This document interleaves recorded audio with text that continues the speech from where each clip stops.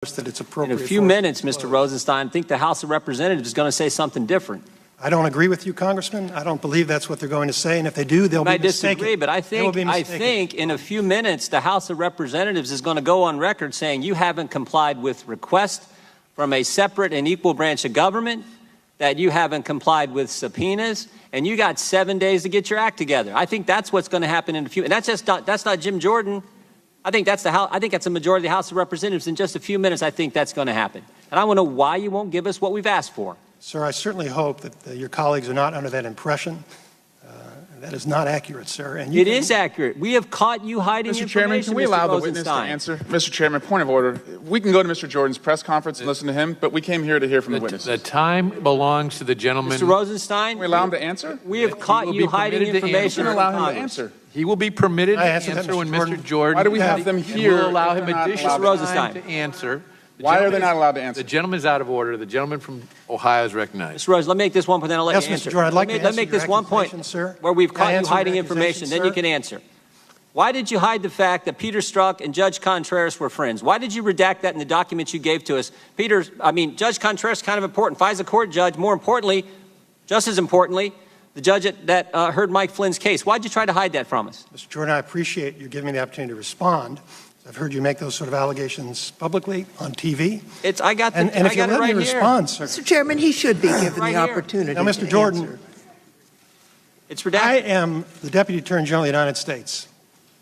Okay? I'm not the person doing the redacting. I'm responsible for responding to your concerns as I have. I have a team with me, sir. It's just a fraction of the team that's doing this work, and whenever you brought issues to my attention, I have taken appropriate steps to remedy them. So your statement that I'm personally keeping information from you, trying to conceal information. You're the boss, Mr. Rosenstein. That's correct. And my job is to make sure that we respond to your concerns. We have, sir. Now, I've appointed Mr. Lausch, who is managing that production. And my understanding is it's actually going very well, sir.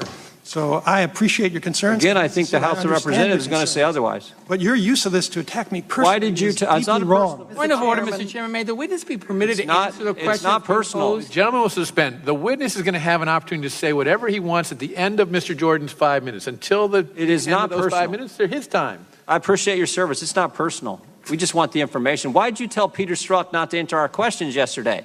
When I asked Peter Strzok if he'd ever communicated with Glenn Simpson, he gave us the answer he gave us dozens of times. On advice of FBI counsel, I can't answer that question. Why couldn't he answer that question?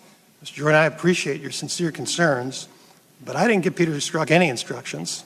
If there was some problem with the instructions he had, I'll be happy to look into it. Not what his FBI lawyer said. Mr. Jordan, when you find some problem with a production or with questions, it doesn't mean that I'm personally trying to conceal something from you. It means we're running an organization that's trying to follow the rules, and we're going to respond. You know what was interesting? When I asked him if he'd ever talked to Bruce Orr, he said he had. Said he had 3 times in 2016 and 2017. Then I asked him, have you ever talked to Nellie Orr? And he said, no, I haven't. I said, well, why can you answer that question? Because Nellie Orr worked for Glenn Simpson, worked for Fusion. He could answer that question, but he couldn't answer because FBI counsel told him he couldn't. He couldn't answer the question whether he'd ever communicated with Glenn Simpson, a journalist. Why couldn't he answer that question? Mr. Jordan, I appreciate you saying it isn't personal. Sometimes it feels that way. How do I know, sir? I mean, you interviewed Mr. Strzok. I didn't, so I can't Works for you. Doesn't work for us. There are 115,000 people who work for me, sir.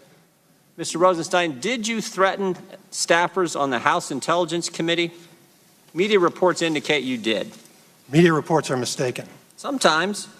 But this is what they said. Having the nation's #1 law enforcement officer threaten to subpoena your calls and emails is downright chilling. Did you threaten to subpoena their calls and emails? No, sir, and there's no way to subpoena phone calls.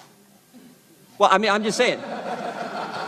I'm reading what the press said. I would suggest that you not rely on what the press says, sir. Well, I didn't ask if there's no way to do it. I asked if you said it. If I said what? What I just read you. No, I did not. Well, now who are we supposed to believe?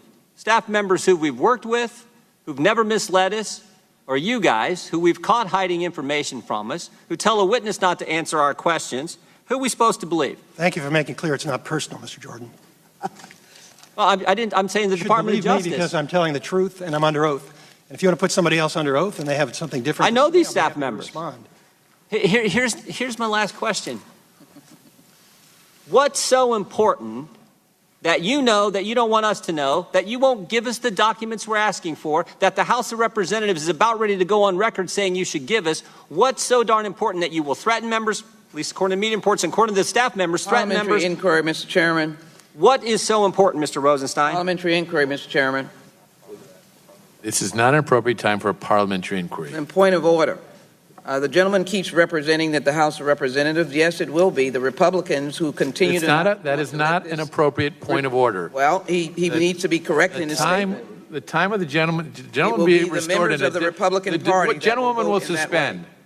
The time of the gentleman from Ohio will be restored for another additional 15 seconds, and then the Deputy Attorney General will be allowed to respond. Thank you, Mr. Chair. Mr. Rosenstein, Mr. Ray, I do appreciate your work, but I'd also appreciate if the House of Representatives could get the information. We have repeatedly, Mr. Gowdy talked about how long this investigation is going on, how long there's been a special counsel. We started asking for information in July of last year, and some of that is still has not been given to the Congress, still has been given to this committee, the committee charged with defending the Judiciary Committee. So I appreciate what you do. I just want the information, and we're so frustrated that there is now a resolution on the floor of the House in just a few minutes that will be voted on. The time of the gentleman has expired.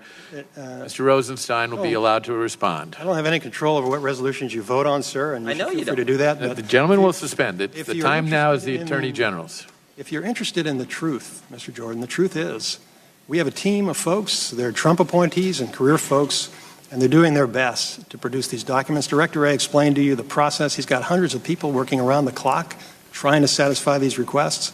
So whether you vote or not is not going to affect it. You're going to get everything that's relevant that we can find and produce to you. I support this report, sir. I'm not trying to hide anything from you. The chair.